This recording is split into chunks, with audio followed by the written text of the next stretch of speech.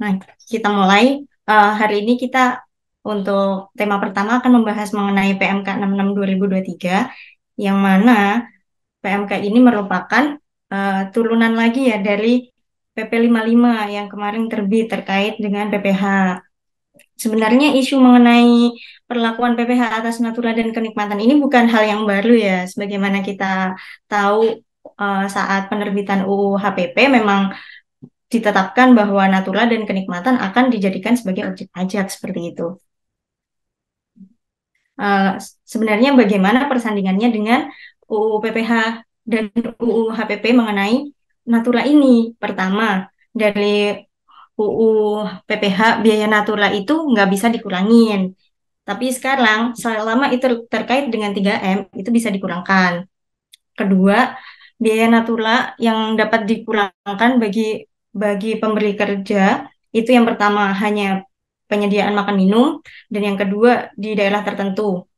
Lalu saat ini objek itu diperluas bahwa natura atau kenikmatan yang bukan objek PPh bagi penerima itu bisa makan dan minum bagi seluruh pegawai, lalu natura atau kenikmatan di daerah tertentu, lalu keharusan pekerjaan, selanjutnya dari pembiayaan APBN atau APBD atau APBDS, lalu selanjutnya natura kenikmatan dengan batasan tertentu yang diatur secara rinci di PMK 66 ini. Nah, sebenarnya bagaimana sih uh, roadmap-nya jika kita rollback ke belakang ya?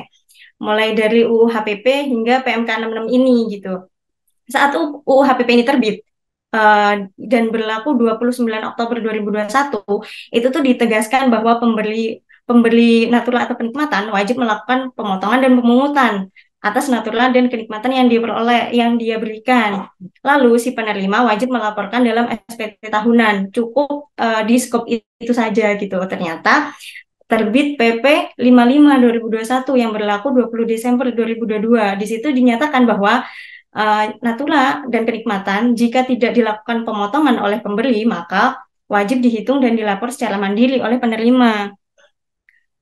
Dan pemberi wajib melakukan potong pungut, penerima wajib melaporkan SPT tahunan sejak tahun 2023 seperti itu. Ternyata saat PMK 66 2023 ini terbit dan berlaku 1 Juli 2023, seluruh natura atau kenikmatan yang diterima di tahun 2022 itu dikecualikan dari objek pajak. Roadmap-nya seperti itu. Lalu 1 Januari sampai 1 Juli itu dikecualikan dari pemotongan, tapi penerima wajib menghitung dan melapor mandiri. Nah, ini nih, sejak 1 Juli, pembeli natura kenikmatan itu wajib melakukan pemotongan pemungutan, dan penerimanya wajib melaporkan dalam SPT tahunan gitu. Nah, jadi mungkin DJP nantinya akan memiliki eh, sistem administratif sendiri ya, bagaimana nanti mengekualisasi nih antara yang dilaporkan oleh pembeli sama yang dilaporkan oleh penerima. Mungkin nanti sistemnya akan ada daftar nominatif di pembiayaan atas natura atau kenikmatan ini, tapi teknis itu belum turun. Selanjutnya, objek pajak. Nah, sebenarnya eh, highlight dari PMK 66 2023 ini bisa digolongkan menjadi dua. Pertama, bentuk imbalan atau penggantiannya. Yang kedua itu jenis transaksi atas imbalan atau penggantian ini gitu. Bentuknya bisa natura, bisa kenikmatan. Bedanya kalau natura itu barang selain uang yang dialihkan ke pemilikannya seperti itu. Kalau kenikmatan itu bisa tiga jenis. Pertama, aktivanya pemberi. Kedua, aset pihak ketiga yang disewakan, atau yang ketiga, layanan yang dibiayai oleh pemberi kepada penerima gitu.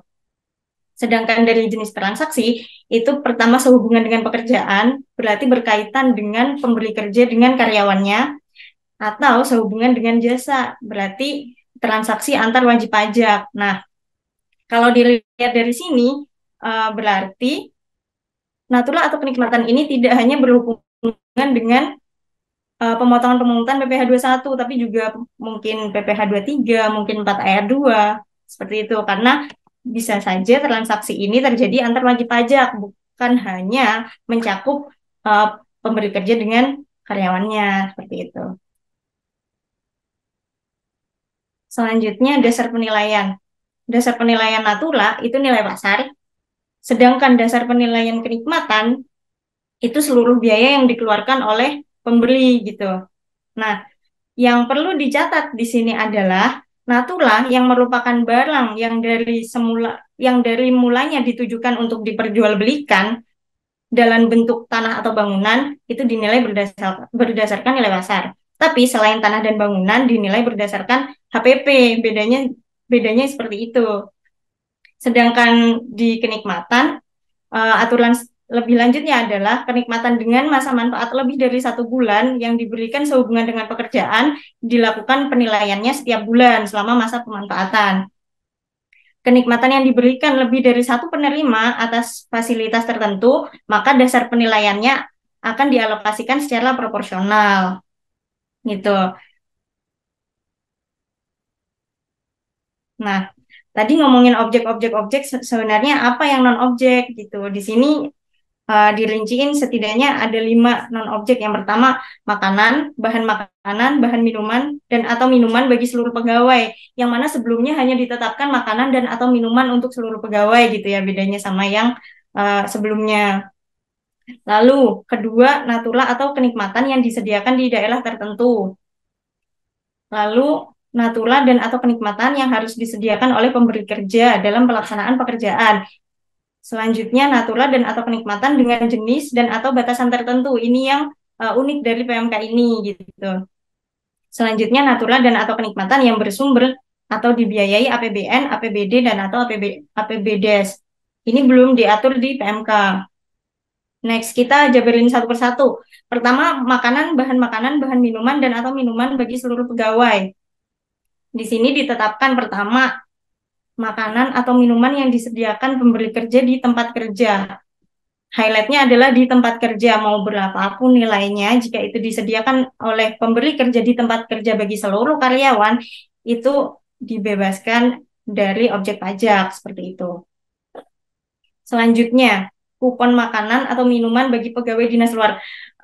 Di sini DJP mengetahui jika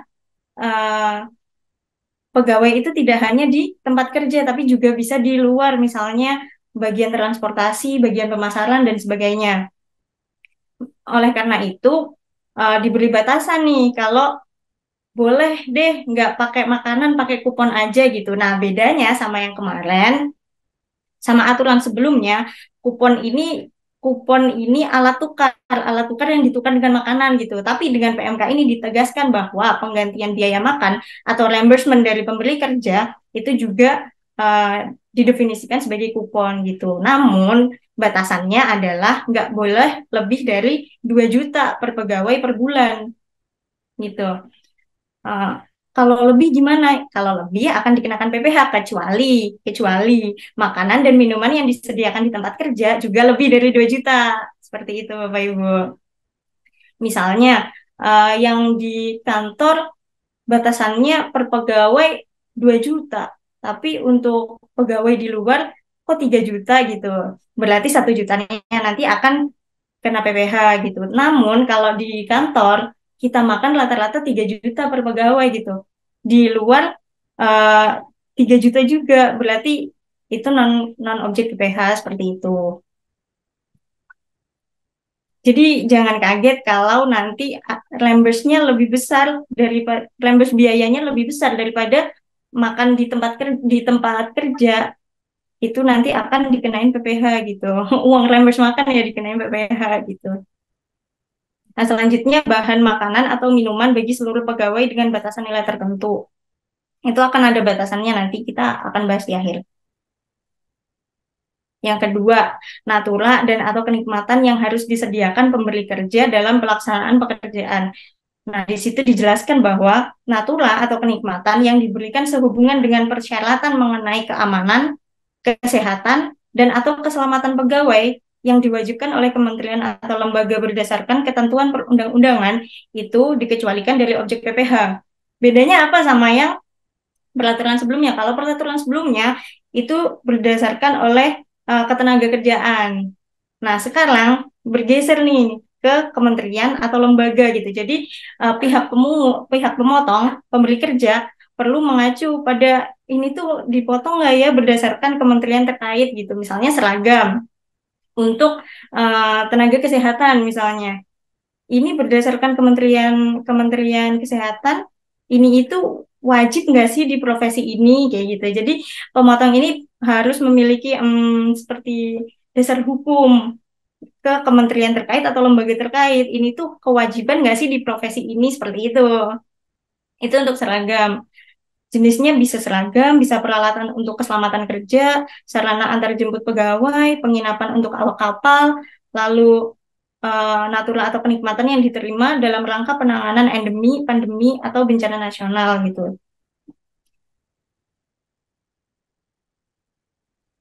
Selanjutnya, natura dan atau kenikmatan yang disediakan di daerah tertentu.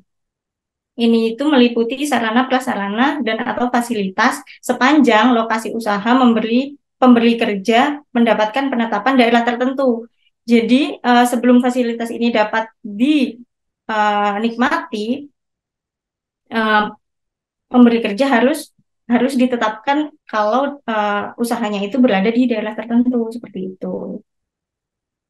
um, ada tempat tinggal atau tempat tinggal termasuk perumahan, pelayanan kesehatan, pendidikan, pengangkutan, tempat ibadah, olahraga itu dikecualikan dari pemotongan PPh dan olahraga ini pun dibatasi. Di luar golf, balap perahu motor, pacuan kuda, terbang layang sama otomotif. Kayak gitu.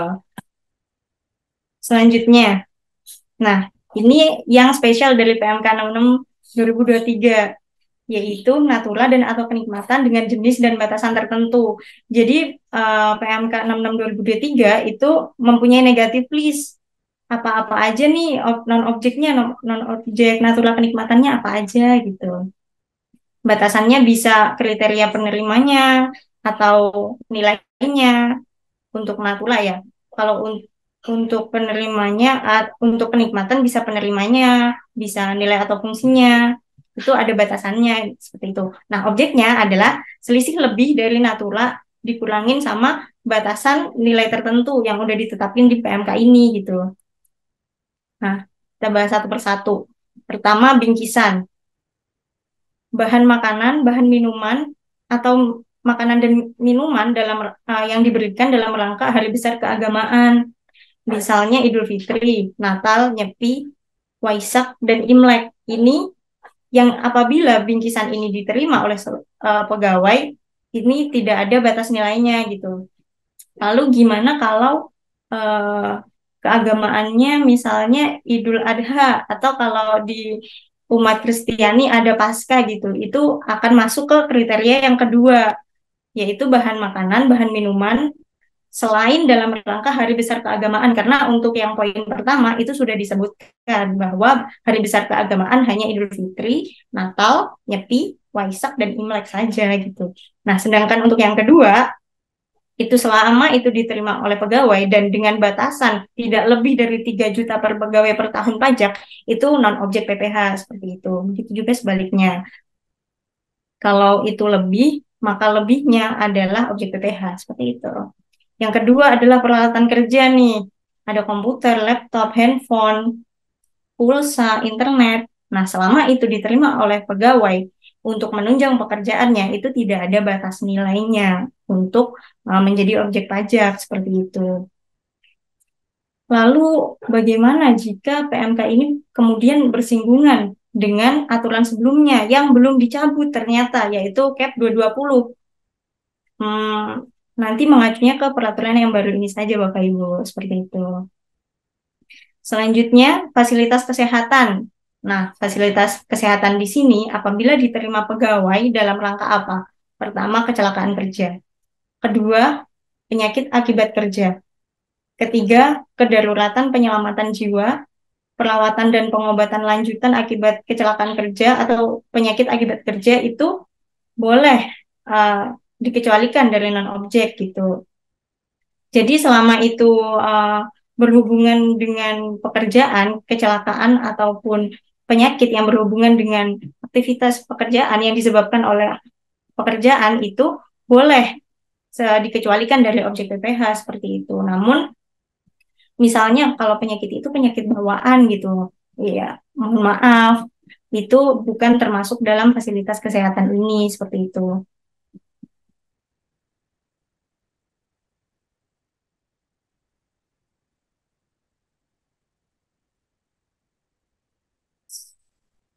Selanjutnya, fasilitas olahraga.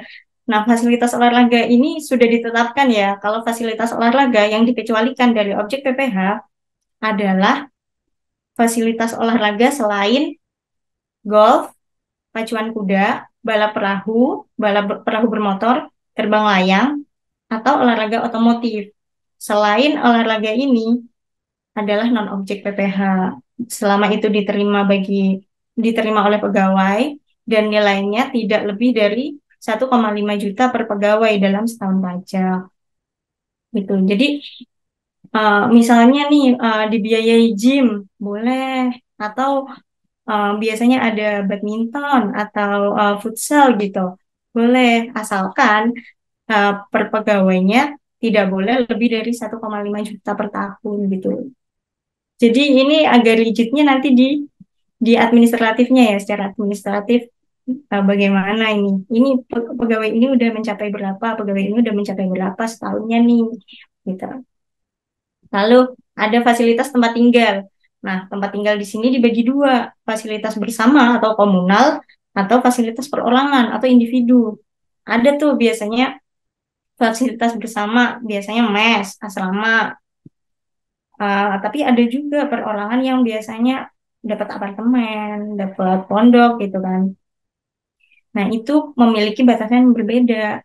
Pertama, kalau dia komunal, dia diterima oleh pegawai, Natura itu tidak ada batas nilainya sebagai non-objek. Jadi, purely itu akan tidak dikenakan PPh gitu. Tapi kalau itu fasilitasnya individu atau perorangan yang diterima oleh pegawai, itu ada batasannya, yaitu 2 juta per pegawai per bulan. Jadi misalnya kantor membiayai lebih dari 2 juta per bulan, lebihnya adalah penghasilan bagi penerimanya gitu.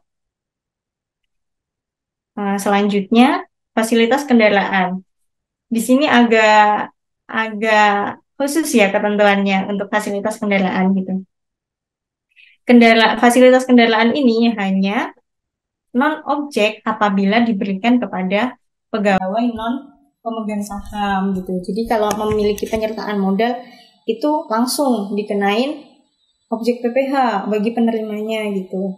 Tapi apabila dia pegawai non pemegang saham itu nggak punya batas nilainya mau berapapun juga bukan objek PPh, asal penghasilannya, rata-rata penghasilan bruto si pegawai ini dalam 12 bulan terakhir nggak lebih dari 100 juta gitu dari pemberi kerja yang bersangkutan. Gitu. Lalu ada fasilitas iuran pensiun yang biasanya dibayar sendiri nih oleh pekerja gitu. Nah, ini fasilitas iuran pensiunnya dibayarin deh sama pemberi kerja gitu. Itu dana pensiun yang pendiriannya telah disahkan oleh OJK gitu. Selama ini diterima oleh pegawai, maka ini tidak ada batas nilainya untuk dikecualikan dari objek PPh gitu. Nah, selanjutnya fasilitas tempat ibadah. Fasilitas peribadatan yang disediakan pemberi kerja antara lain musola, masjid, kapel, atau pura yang semata-mata untuk kegiatan peribadatan itu tidak ada batas nilainya. Nah, yang terakhir, seluruh natura dan atau kenikmatan apabila itu diterima atau diperoleh pada tahun 2022 yang diterima pegawai dari pemberi jasa atau pemberi jasa itu dikecualikan dari objek PPh seperti itu. Next ya.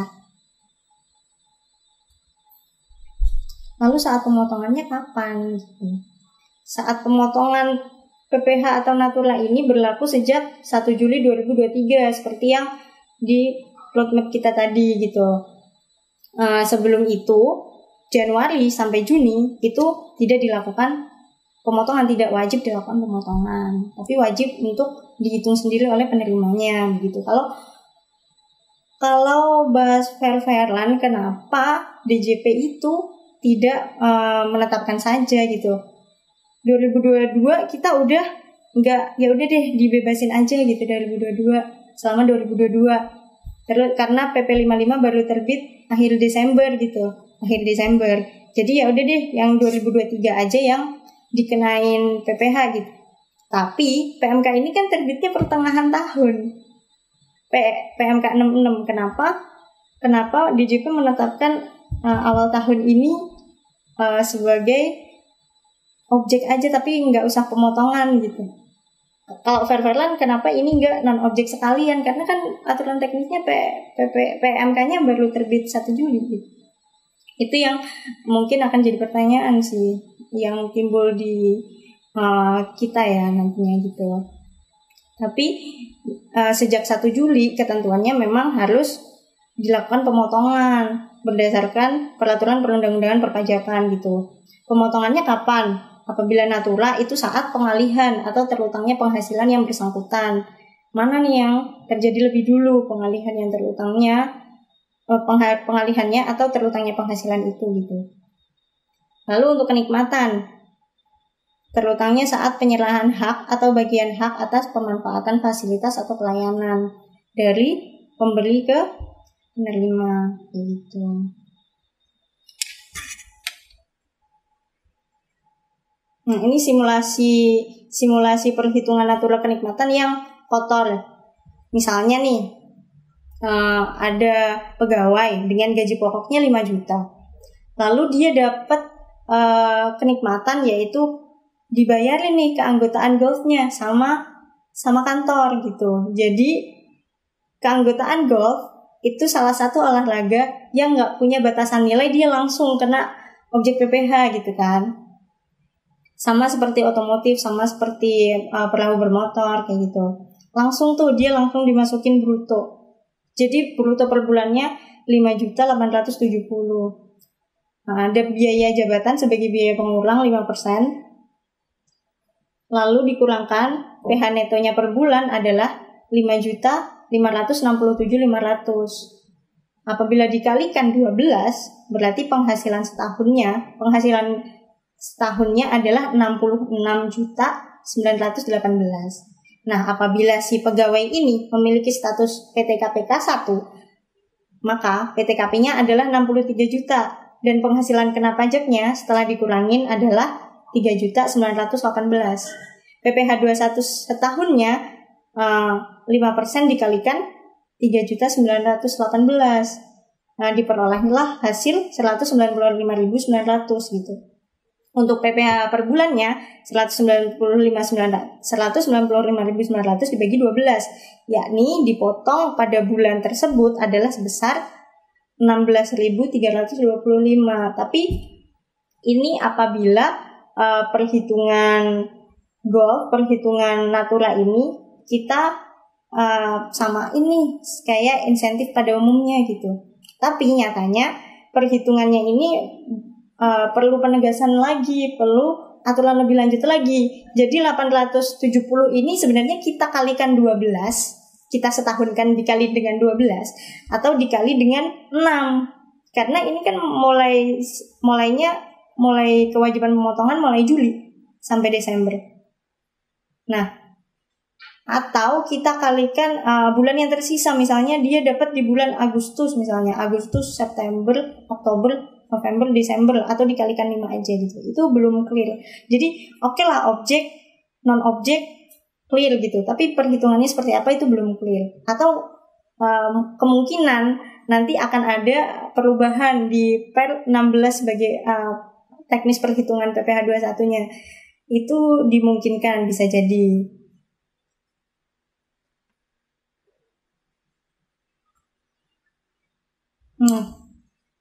Lalu penghasilan atas natura atau kenikmatan ini dicantumin di mana sih gitu? Untuk Bupot 1721A1 nih bisa dicantumin di nomor 6.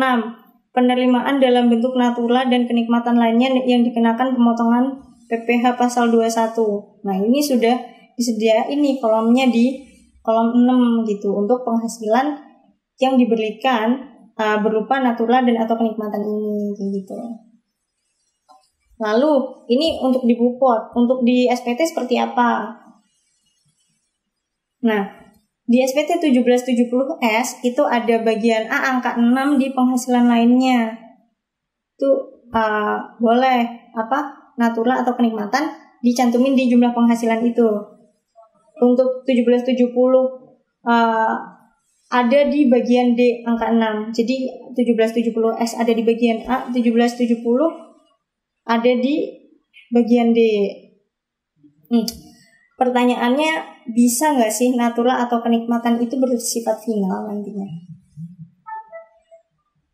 Bisa jawabannya apabila itu diterima oleh istri yang NPWP-nya gabung sama suami. Kemudian penghasilan istrinya akan menjadi penghasilan final di perhitungan suami, itu memungkinkan gitu. Memungkinkan.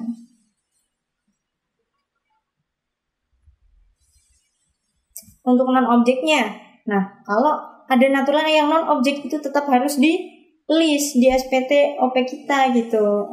Kita kalau nerima natural atau kenikmatan bukan cuman yang dipotong pajak yang dimasukin, tapi juga non-objeknya juga dimasukin seperti itu. Jadi memang harus koordinir antara pemberi penghasilan, pemberi natural ini sama penerima natural. Sebenarnya ini apa aja natural yang saya terima, apa aja natural yang telah Anda berikan kayak gitu, untuk biar match antara SPT badannya sama SPT OP-nya. Nanti kalau di list, oh di sini ada nih penerima memberi sekian, maka pemberi ada yang nerima sebesar sekian, jadi nanti akan match gitu.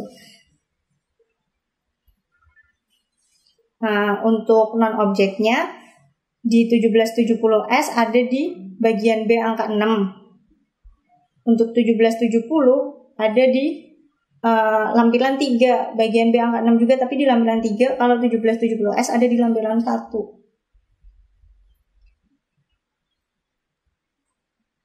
Nah, itu kan tadi terkait dengan PPh 21 ya, taxable-nya. Kalau deductible-nya gimana gitu. Jadi nggak semata-mata, nggak otomatis ya. Kalau kita ngasih natural atau kenikmatan terus kita potong PPh 21-nya, terus itu jadi pengulang buat kita, tidak secara otomatis seperti itu. Jadi yang tetap kembali ke konsep awal, kalau yang boleh dibebankan adalah biaya terkait dengan 3M, yaitu menghasilkan, menagih, dan memelihara penghasilan. Kalau natural itu tidak berhubungan dengan 3M ya nggak bisa dibebanin. Itu berarti soal teknis bagaimana kita membuktikan, bagaimana kita mengkomunikasikan kalau memang itu 3M seperti itu. Yang kedua adalah natural atau kenikmatan sehubungan dengan pekerjaan atau jasa. Kalau sehubungan dengan pekerjaan berarti hubungan antara pemberi kerja dengan pegawai. Kalau sehubungan dengan jasa berarti antar wajib pajak kayak gitu. Nah, ini nih PR-nya adalah melaporkan biaya natural atau kenikmatan dalam SPT tahunan badan yang kemungkinan ini akan berupa daftar nominatif. Nah, ini PR-nya belum ada daftar nominatif akan seperti apa, tapi ditetapkan bahwa pemberi natural atau kenikmatan itu perlu melaporkan biaya natural dengan detail ya, penerimanya siapa, besarnya berapa, kayak gitu tuh ada tersirat seperti itu di PMK 66. Untuk teknisnya, yang pertama, biaya kenikmatan dengan masa manfaat lebih dari 1 tahun dibebankan melalui penyusutan atau amortisasi.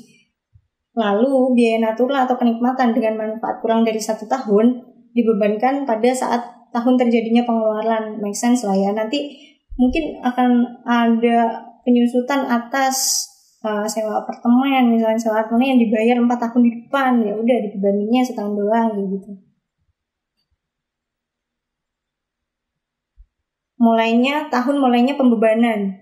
Tahun boleh dibebanin atas natural atau kenikmatan ini adalah 1 Januari 2022. 1 Januari 2022. Untuk wajib pajak dengan tahun buku dimulai sebelum 1 Januari 2022. Misalnya ada yang mulai tahun bukunya itu di bulan April misalnya. Pembebaninnya itu bolehnya dimulai 1 Januari 2022 kayak gitu. atau di awal tahun buku 2022 untuk WP dengan tahun buku 2022 yang dimulai pada 1 Januari atau setelah 1 Januari itu dimulainya adalah pada awal tahun bukunya gitu.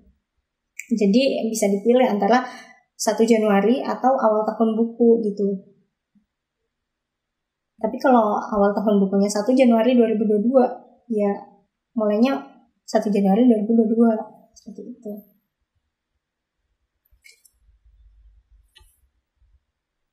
Hal yang perlu diperhatikan perusahaan saat memberi natura atau kenikmatan. Nah, yang pertama, bagian keuangan dan HRD harus lebih intens dalam mengkomunikasikan nilai natura atau kenikmatan. Jadi, misalnya nih ngasih parcel ini tuh nilainya berapa gitu, harus benar-benar fix per pegawai itu dapatnya berapa. Misalnya ada tuh kejadian HRD atau bidang itu membeli itu parcelnya satu paket banyak untuk karyawan dan non karyawan misalnya. Nanti ini untuk karyawan dan untuk disumbangkan, jadi belinya sekalian banyak. Dan HRD nggak nyatet nih per karyawan itu dapatnya berapa. Misalnya bagian direksi, bagian pemegang saham mayoritas akan memiliki nilai parcel yang lebih tinggi daripada staff. Nah, ini tuh harus dirinci. Staffnya dapat berapa per orang. Si pemegang saham mayoritasnya dapat berapa, direkturnya dapat berapa, itu harus jelas dirinci satu persatu orangnya gitu, agar itu nanti diperhitungkan ini itu masuk nggak sih PPh 21 objek PPh 21-nya kayak gitu. Jadi per pegawai itu jelas objek PPh 21-nya itu diterima berapa atas bingkisan itu gitu. Dan berapa bingkisan untuk karyawan, berapa bingkisan untuk sumbangan itu harus dipisah. Sumbangan ini nggak boleh dibebanin, gitu. Natura atau kenikmatan sehubungan dengan jasa yang dibayar dengan, jadi gini, misalnya kita transaksi antar wajib pajak. Antar wajib pajak berarti sehubungan dengan jasa dong. Misalnya kita kalau dicontoh ada perusahaan kosmetik yang ngasih biaya endorse itu dengan bahan kosmetiknya dia gitu. Nah ini strateginya bisa disandingin nih, agreement kontraknya berapa gitu, sama nilai barangnya berapa gitu. Misalnya dia ngasih nilai kontrak misalnya 10 juta, atau dia ngasih barangnya dia yang mau dia jual gitu. Jadi ada dua pilihan, antara dia ngasih uang sesuai kontrak atau dia ngasih barang. Ini perlu dipertimbangkan, kita mending ngasih uang sesuai kontrak atau kita ngasih barang kita aja ya gitu. Kalau kita ngasih barang berarti DPP-nya adalah apa tadi?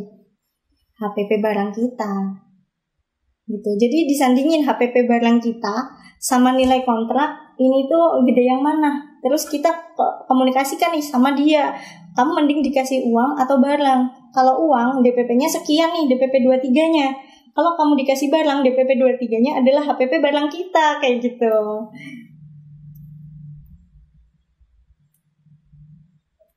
Ketiga, perhatikan transaksi tertentu yang mengharuskan penerbitan lebih dari satu bukti potong. Maksudnya gimana, Mbak? Misal, kita memberikan sewa apartemen. Kita memberikan kenikmatan berupa sewa apartemen ke pegawai. Misalnya itu sewa apartemennya katakanlah 50 juta. Sedangkan batasannya hanya 2 juta. Jadi 48 jutanya adalah objek PPh yang perlu diterbitkan bukti potong PPh 21.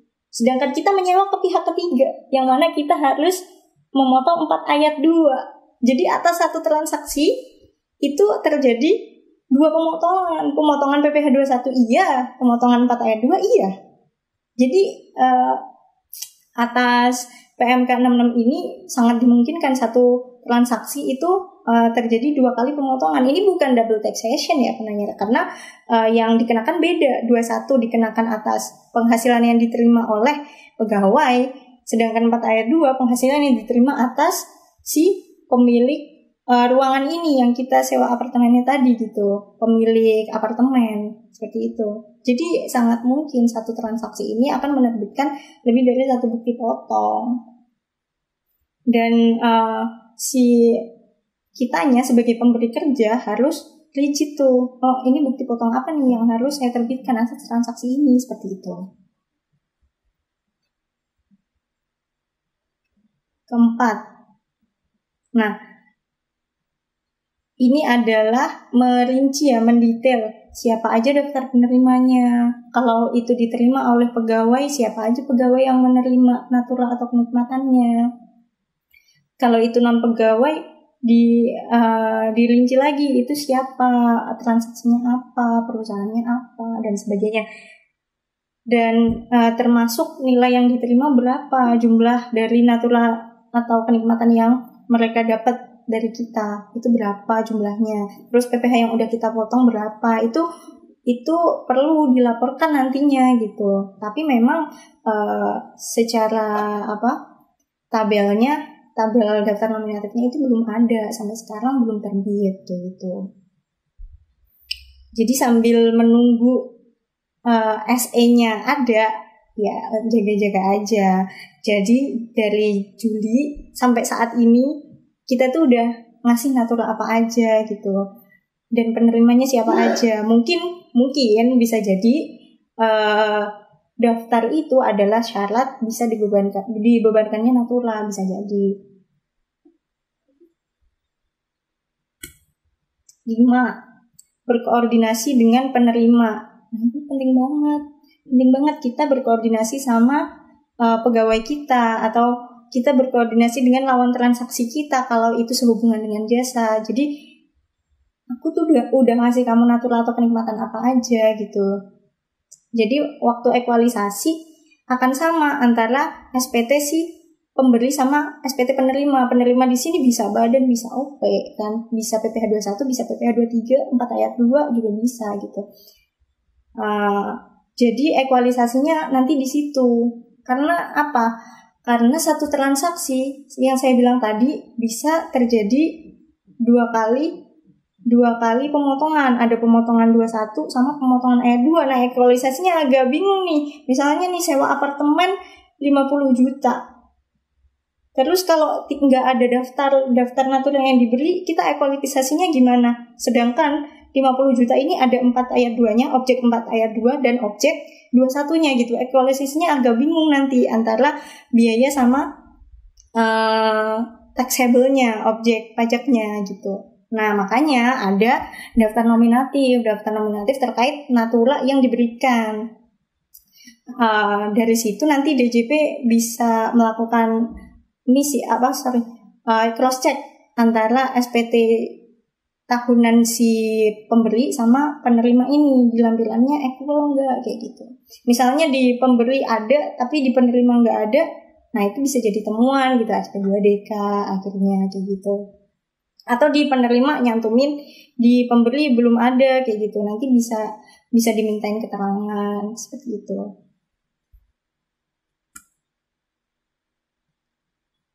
Nah, satu lagi, pembebanan biaya berdasarkan Cap 220 apabila bertentangan dengan substansi materi PMK 66, maka akan lebih baik yang menjadi acuan memang PMK 66. Misalnya apa?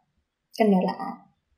Di Cap 220, apabila kendaraan itu diberikan kepada pegawai dengan jabatan tertentu, maka pembebanannya 50%, dan itu tidak ada di substansi PMK 66. PMK 66 hanya membatasi pertama apa tadi? Bukan pemegang saham. Yang kedua apa? Penghasilan brutonya rata-rata tidak lebih dari 100 juta dalam 12 bulan terakhir. Kayak gitu aja. Nggak ada jabatan tertentu, nggak ada pembebanan 50%, nggak ada. Di PMK 66 selama itu diterima oleh pegawai, selama bruto penghasilannya nggak lebih dari 100 juta dalam 12 bulan terakhir, itu boleh dibebankan full 100% gitu. Dan tapi yang jadi rancu adalah Cap 220 ini tidak ditarik. Cap 220 2022 tidak dicabut, terkait dengan kendaraan, terkait dengan pulsa, yang pembebanannya 50% terkait dengan pembiayaan perawatan kendaraan, terkait dengan depresiasi misalnya, itu tidak dicabut dengan pembebanan 50%, sedangkan PMK 66 itu tidak sama sekali menyentuh itu gitu. Nggak di-matchkan dengan cap 220 itu gitu. Nah, ini yang harus jadi perhatian nih bagi pemberi kerja kayak gitu. Kita ada PMK yang baru loh, PMK 66. Jadi kita nggak perlu ngacu ke cap 200. Nah, tapi yang perlu diperhatikan adalah PMK 66 berlaku sejak 1 Juli 2023. Jadi akan ada 2 periode. Periode pertama Januari sampai Juni treatmentnya kayak gimana, Juli sampai Desember treatmentnya gimana. Pemberi kerja harus ngerti, harus update lah istilahnya. Ini kita pakai treatmentnya mana nih? Kalau transaksi ini terjadi di Januari sampai Juni gitu. Terus kalau ini terjadi di Juli sampai Desember, ini treatmentnya seperti apa kayak gitu. Ini dasar hukumnya seperti apa, itu yang harus diperhatikan oleh pemberi natural atau penghutang kayak gitu. Tapi ada satu hal lagi nih yang sebenarnya perlu jadi concernnya DJP juga. Misalnya tadi ini fasilitas yang lebih dari 1 tahun itu dibebankan lewat depresiasi atau dibebankan lewat penyusutan. Nah, menariknya adalah kalau kasusnya pemberi kerja ngasih kenikmatan ke pekerja terkait dengan pembangunan gedung misalnya, yang mana Natura ini harusnya terkapitalisasi ke biaya gedung itu jadinya bisa jadi 5 tahun, bisa jadi 10 tahun gedungnya baru jadi. Terus pembebanannya biaya seperti apa? Dan itu belum terpikirkan sampai menyentuh itu mungkin. Jadi biaya atas Natura ini perlu dikapitalisasi. Terus kapitalisasinya bangunan ini jadinya kapan ya? Dan pembebanannya nanti akan seperti apa gitu.